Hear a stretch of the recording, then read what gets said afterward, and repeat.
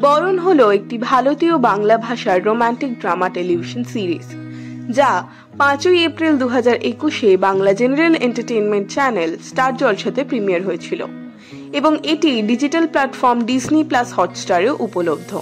শোটি প্রযোজনা করেছেন ব্লু প্রোডাকশনের স্নেহাশিস চক্রবর্তী এবং প্রধান ভূমিকায় অভিনয় করেছেন ইন্দ্রাণী পাল এবং সুস্মিত মুখার্জি।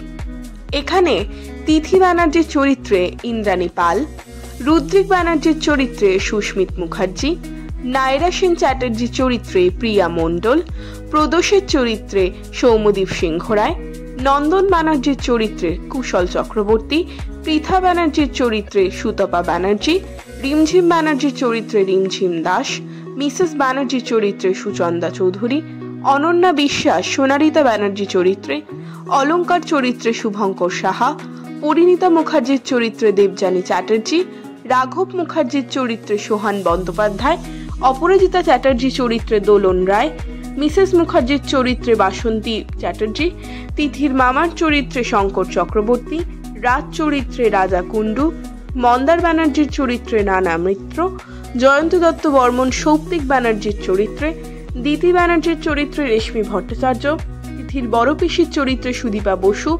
সায়ন্তনী মজুমদার অলতা মুখার্জির চরিত্রে, কেকা ব্যানার্জির চরিত্রে রিয়া গাঙ্গুলি চক্রবর্তী, কাকুলি ব্যানার্জির চরিত্রে প্রিয়াঙ্কা মুখার্জি, রূপসা ব্যানার্জির চরিত্রে রূপসা চ্যাটার্জি, জিৎ সেনের চরিত্রে যুধাজিৎ ব্যানার্জি, প্রেক্ষা চরিত্রে সহমিতা আচার্য অভিনয় করেছেন।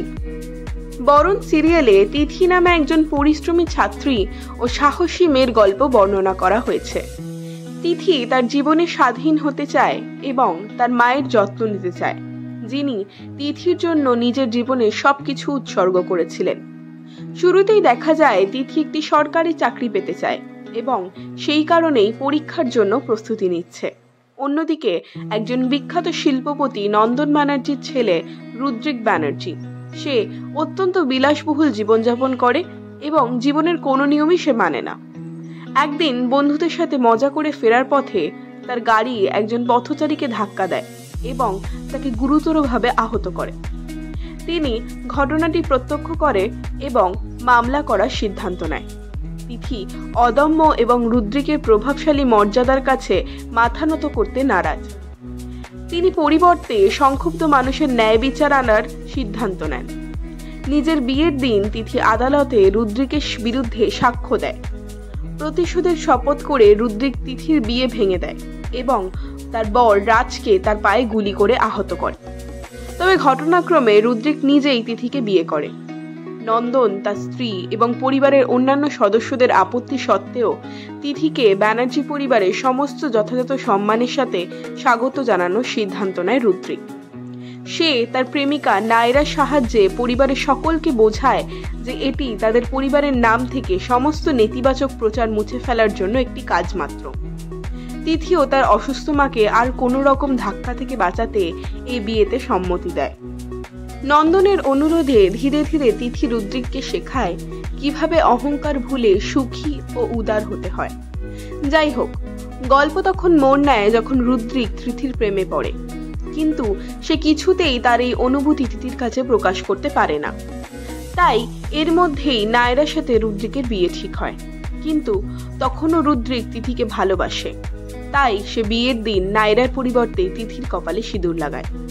সেই মুহূর্তে নায়রাকে ভীষণ পরিমাণ অপমান থেকে বাঁচাতে বিয়ের পুরোহিত পূর্ণচন্দ্র নিজেই তাকে বিয়ে করে। প্রথম দিকে মতের অমিল এবং বিভিন্ন ঝামেলার মুখোমুখি হলেও পরবর্তীকালে ঘটনাক্রমে এই দুই জুটি একে অপরের প্রেমে পড়ে।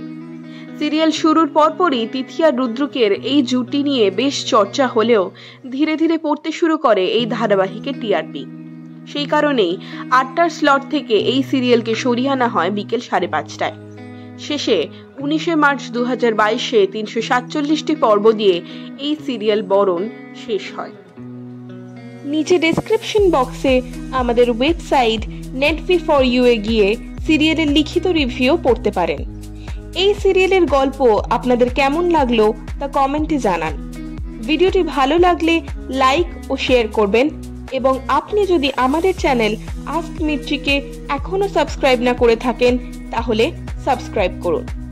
ধন্যবাদ।